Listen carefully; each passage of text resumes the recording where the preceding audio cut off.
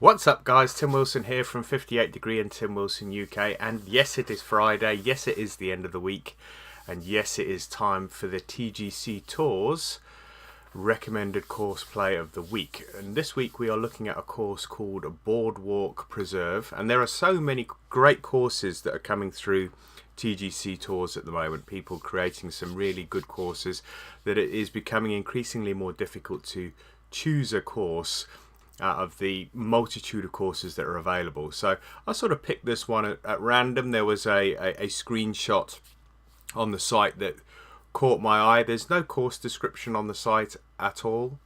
It hasn't been allocated to a tour as yet, but I thought I'd jump on and give it a go. I'm going to leave all the course conditions as default. Let's have a look at the tee selection. We've got 3 tees available. 6,500, 6,800, and then just over 7,000. So we're going to go for the black tees. I'm going to go for pin set 1. And let's jump into this round. There we go, create the match. Now, being fairly new, I wouldn't imagine, having not featured on a tour so far, I would imagine that it's not going to be handicap rated at this point, so I'm not going to put too much emphasis on the stroke indexes on the course because I don't think that they're going to be realistic. At this point, I'd like to say thank you very much for all those people that have been supporting my TGC Tours journey and all the event play, all 4 rounds that happen every week. Just finished round number 10, that's done and dusted. I'm sure those of you that are following me on my TGC Tour journey we'll be looking out for the next video on event number 11 that'll be coming up on Monday. But thank you for all those people that have checked out the videos on either 58 Degree or Tim Wilson UK, left comments, likes, and also subscribe to the channel. And here we are. This is Boardwalk Preserve, and this is the screenshot that I actually saw that sort of ticked the box for me, and I sort of thought, you know what, I've got to give that a go because there's so much time and effort being put into this course that it would be a shame to give it a miss. So yeah, I think it would be really nice to see this course featured in a season event, purely because of the fact that they have taken the time to put grandstands in there, which would suggest that if the grandstands are in there, there's going to be crowds. We've got a 492, so we've got an incredibly long par 4 here. So let's get this round underway. And I can go back to my normal swing because we're not playing on the tour right now. Alright, 193 to the flag. It sort of funnels down to the flag, so don't want to go too far past.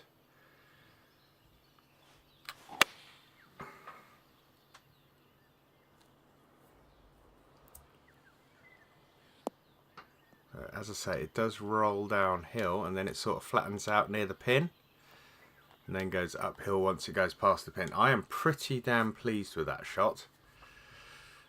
But so far, so good. It's a cracking opening hole. Really nice feature hole to get you underway.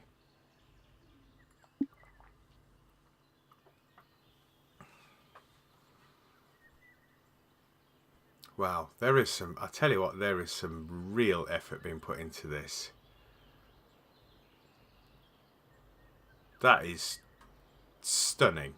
Absolutely stunning.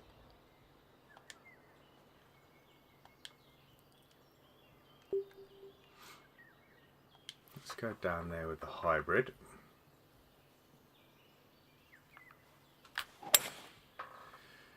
You'd be tempted to have a go at that. You'd definitely have a go at that with the master clubs, but because of the fact that I can't be bothered to change the club sets in between playing on the tour and playing the recommended course, I just leave it as it is. I was playing about 91 yards, so I'm going to take this down to a normal stroke. I'm going to just add a little bit more onto this. Oh, I've hit a fast one there. It's in the blue line, so it shouldn't be too bad, but it's not going to be, it's 25 feet away. It was pin high. If you look at the angle of the flag, maybe a little long.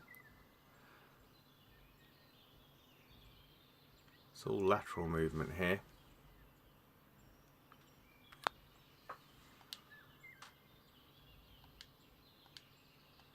Veered away to the left when we got near the hole, but that's okay. We'll take a par there. Really accessible pin. Really accessible pin. If it wasn't for the fact that I hit a fast, that could have been pretty good. So another great hole. Par 3. As you can see, excuse me, this reminds me a bit of, it's got the very sort of Florida, Miami style feel to it.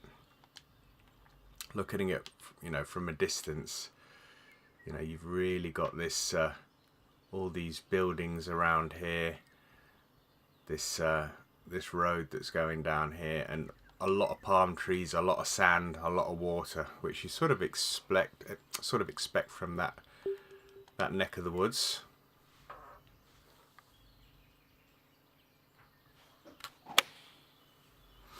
That's a better strike, better than the fast I hit on the approach shot on the previous hole. Should trickle down towards the flag. Yeah, very similar to the approach shot on the first, that one. Similar kind of distance. Chose the same club, and the result was almost identical, even though this is a par 3. Right, first to the par 5. Let's have a look at this one, see what it looks like. 534. Oh man, there's such a lot of work gone into this. It's incredible. Just, I mean, I know, having created a course myself, the amount of time and effort it goes into creating retaining walls, and the number of retaining walls on this course, and just all that sand. I mean, there's not a lot of planting, but it doesn't need a lot of planting. It is fantastic.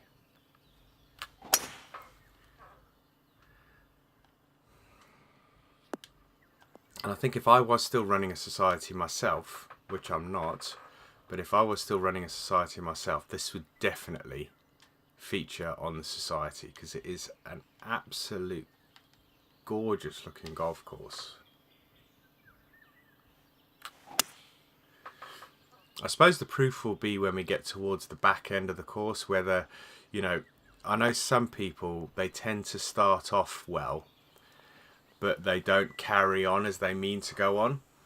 It's sort of, the interest dwindles after they've put a lot of hours into it and they just want to get to the end. And it might be that they thrash out a few holes that aren't particularly good. So it'll be interesting to see what the latter holes on this course are like. Is this going to be an eagle? It is. That's an eagle on the par 5. Not a particularly tough hole, that par 5.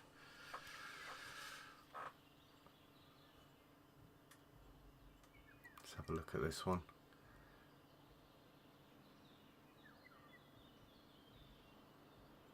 Nice hole. Nothing too complicated on this hole. Yeah, fairly straightforward. Nothing, no massive amounts of planting. Got the same amount of sand though. Got the sand running down the right and the left of this hole. Got the water splitting the fairway just ahead of the green. You can see it there. So it doesn't have to be complicated, but it is a really, really nice course. Really nice course.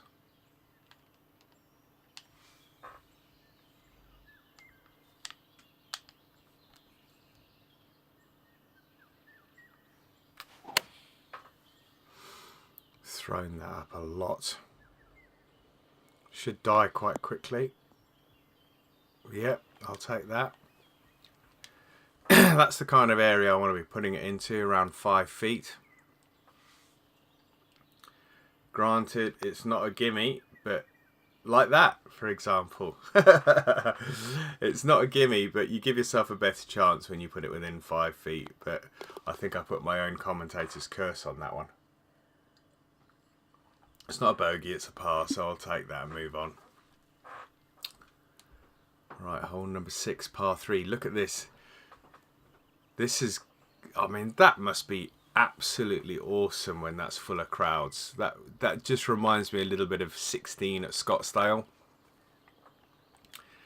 I mean, there are no trees on that one. I mean, we've got a couple of trees here. But, yeah, you've got a lot of wind going on around that green, and those trees could come into play. But what a great golf hole. Absolutely cracking golf hole.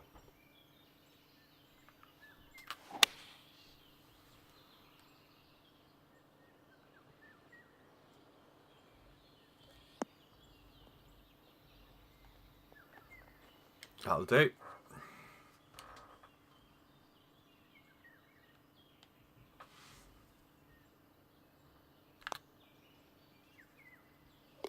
Okay, we're in.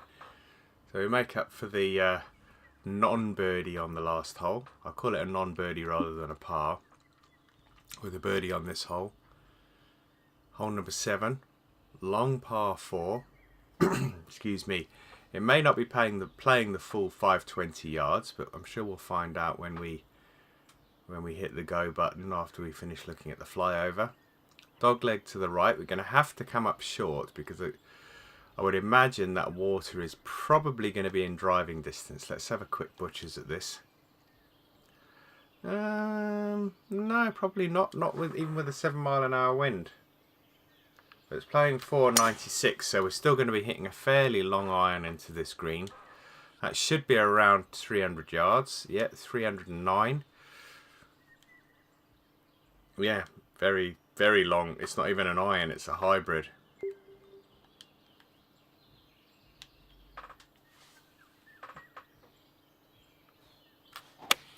So it gave me the hybrid. I have dropped it down to the 4-iron. I'm hoping it's got the legs to get over the bunker. No, we are smack bang in the middle.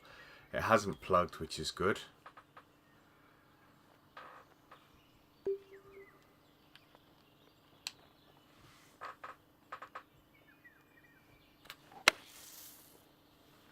That came out nicely. Oh, and it's checked up as well. So we should still be able to pick up the par here. I think that's back-to-back pars, but we're coming to the end of the front 9, and I have to say, I know it's birdie par. I'm really, really enjoying this course. So now looks like we're heading out towards the ocean. Flanked by they're almost beaches alongside these fairways. It really is fantastic. And as I said, it doesn't need to be overcomplicated. It's simple, but so effective. So effective. And I would recommend anybody give this course a go because it is fantastic.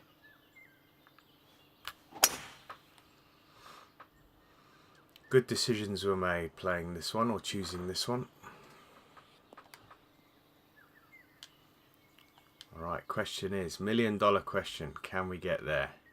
Ooh, it's sort of bang on the yardage for the 3-wood, but there is no way that I'm going to be able to stop that. So I think I'm going to play smart.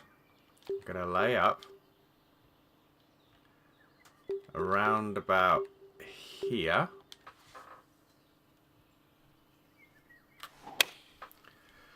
And then I'm going to play in with a lofted club. There we go. We should have about a pitching wedge, or there we go, sand wedge. Absolutely perfect.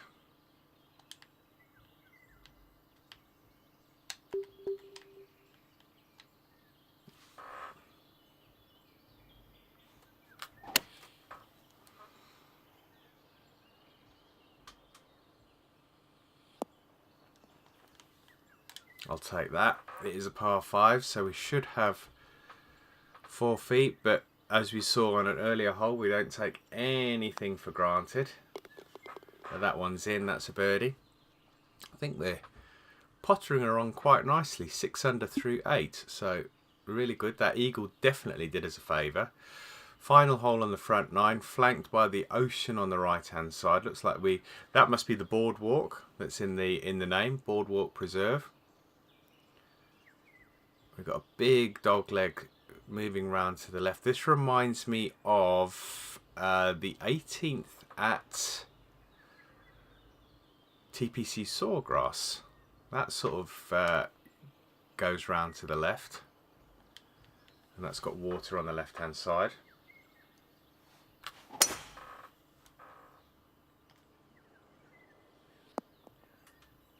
Nice.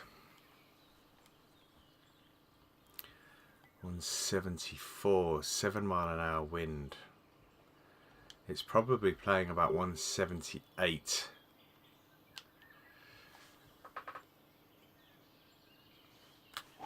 So I'm going to club up, but I am going to add an extra little bit of loft just to try and get it to not go so far past like that. I was trying to avoid that.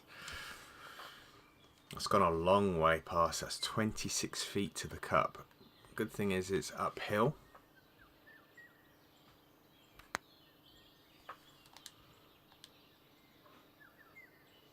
And that wasn't a million miles away. It's rolled on a good 4 or 5 feet probably. Got this to pick up the par. Right, through the front 9 without too many worries. So far so good. Cracking course, I would just reiterate that. Definitely recommend anybody go and give this one a play. Alright, so this is going to be, I would imagine this is all about the pin placement, and luckily enough we are right in the middle, but I would imagine those bunkers and those beaches that go all the way around this horseshoe shaped green really come into play when the pin's in a trickier position. That's playing 175. I think we're good there with the 165 club, because the wind will push it on a little. Question is, how quickly is it going to stop? See, that still went 177.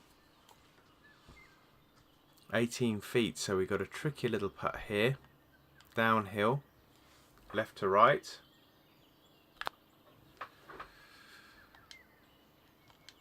Oh, just misses the edge.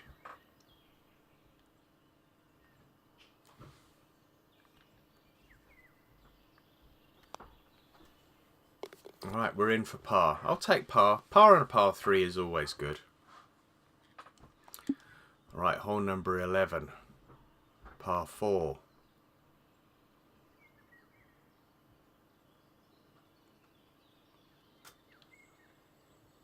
Probably could have, I mean, if I'm going to be overly critical, there's not an awful lot going on the left hand side here. I know there's some houses down there, but there's not an awful lot going on there, and it looks a little barren. And this is what I was saying about, I suppose it's in keeping with the course, so I've got to take that into consideration. It's in keeping with the design of the rest of the course. The trees are few and far between. There's not a lot of thick, dense clusters of trees, but there isn't an awful lot going on the left hand side there. There's quite a lot of open space. You can see what I mean if I do that. See behind that grandstand all the way up to those houses. See, there's not an awful lot there. Probably could have put something in there, maybe just try to make it, you know, I'm not even sure what you'd put in there. Could make it look like a country club or something. Some tennis courts.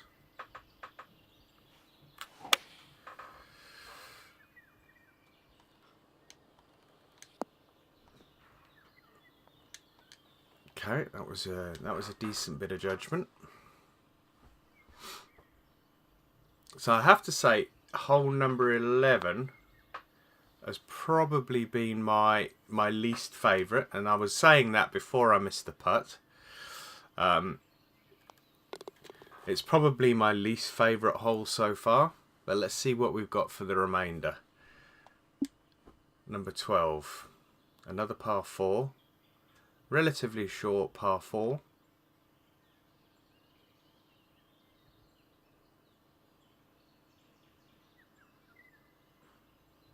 .324, I would imagine wind behind, you'd probably have a good go at this if you had the master clubs. Another horseshoe shaped green, coming in from a different angle this time. I mean, there is a lot of scope here to go for this. So I'm going to give it a good whack. I'm not entirely sure whether I'm going to get out of the rough. It's just going to hold up shy of the green in the light rough, but that's okay. I'll take that.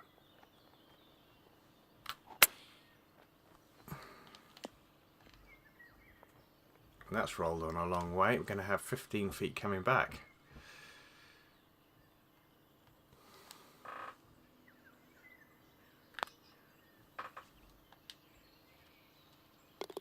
But it drops in the side door.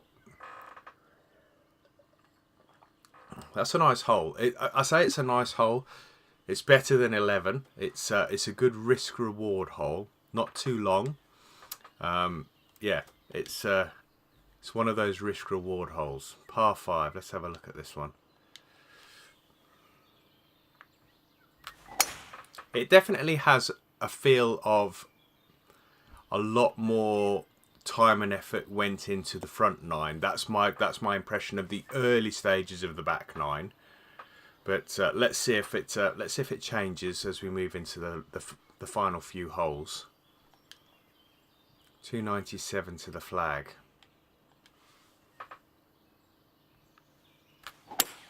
So we know we're not getting there in 2. Let's see if we can keep it in the short stuff. Is it going to hold? It is, and that'll leave us a pitch shot. So we've got a nice little backdrop here with the ocean with the sun setting. That's really nice.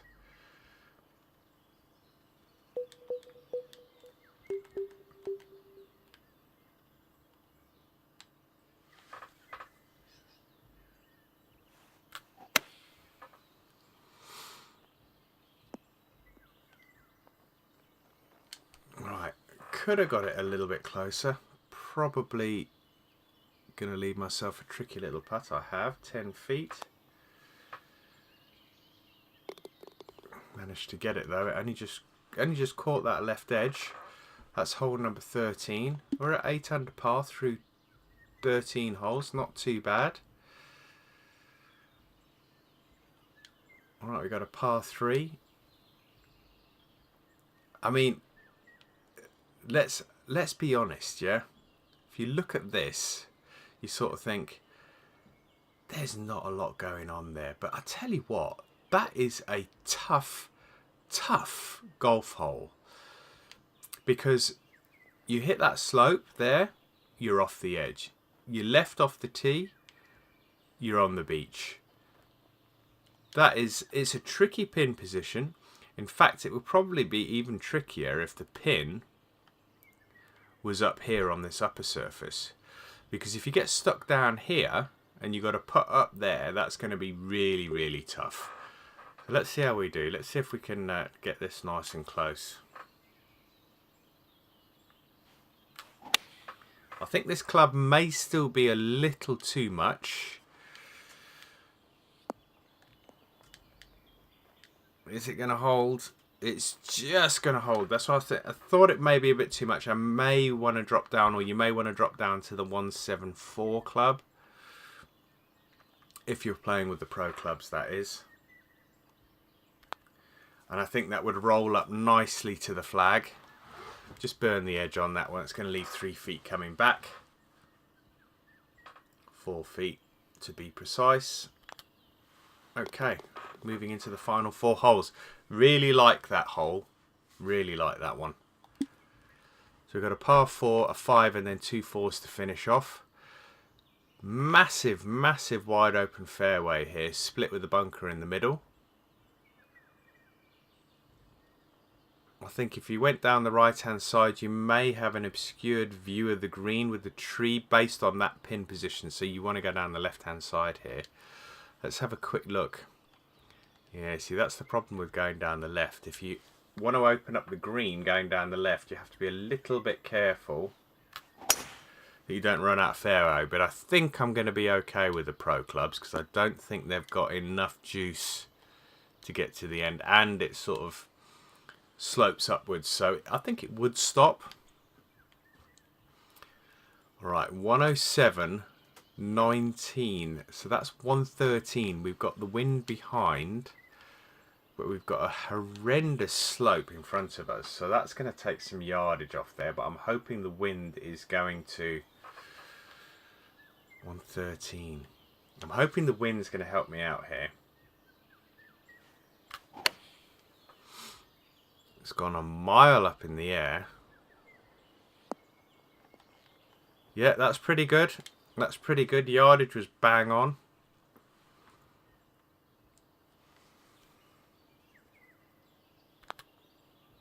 Nice little hole. You have to think on that one, because that shot, that second shot in, especially if you get right up against that slope, just gives you that extra element that you have to consider when you're planning your shot on your approach to the green. Right, another nice looking hole here. Winding fairway. It looks like it almost goes round 90 degrees. Question is, depending on how big the drive is, how much of this water are you going to be carrying? It's only 532, so that would suggest that we are going to be having a good smash at this one from the fairway. Depending on, I mean, it's 312. Let's see what the distance is here. 252, not with that wind. There is no chance. There is no chance that I'm going to be getting across there. So I'm going to have to lay up. And the layup is not an easy one, because you could end up running out of fairway. So I think I may go here with a 5-iron and just hope I don't run out of fairway. No, that's good. And we've got 90 yards to the flag. 92. Let's de-loft this a wee bit.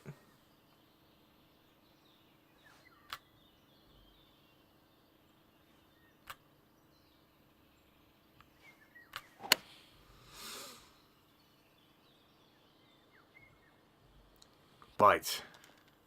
Yeah. Not a difficult hole. Not a difficult golf hole at all. I think if you got the master clubs, that extra bit of yardage you get off the tee makes that second shot into the green a little bit shorter, which means that you can probably take a hybrid or a 4-iron depending on the clubs you've got in your bag. Allows you to have a little bit more control. You get over that bunker in front of the green and have a really good shot at getting it close to give yourself an eagle opportunity. Another split fairway here. I think this is all based on pin position, the angle that you want to come in from. Looking at it from here, I think I want to be coming in from the right hand side with this pin position. We've got to be careful we don't run out of fairway. So that's the devil's in the detail here, because I think that, let's have a quick look at this slope. Does it slope upwards towards that bunker? I think we may be okay. Let's give it a whirl. What's the worst that can happen? We can end up in the bunker. It's no big deal. No, it is absolutely spot on, but it gives you just the right angle now, because we've got a lot of green to work with. Pins fairly tucked at the back of the green, and that was absolutely spot on with regards to direction there off the tee. 96 yards.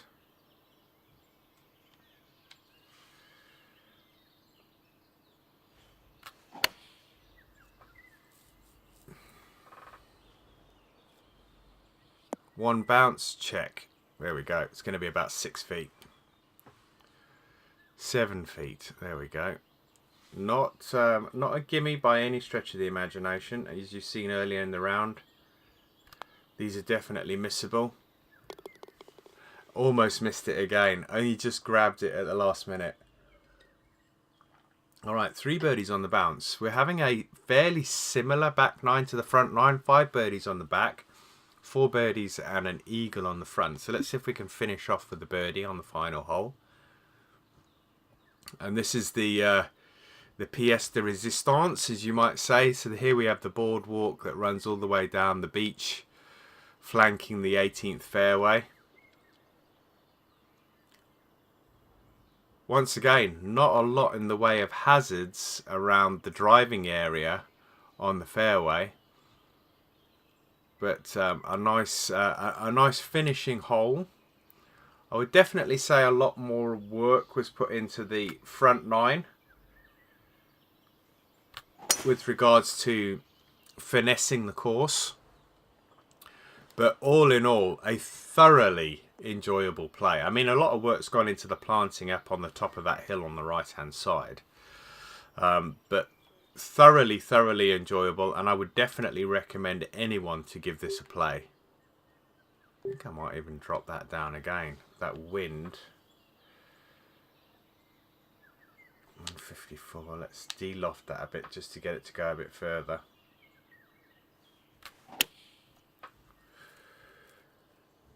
Just want this to creep onto the front of the green. And it release. You see that release? That still went 170. It released to the left-hand side, but it was definitely the right club choice. Anything bigger than that would have gone on a mile past the hole.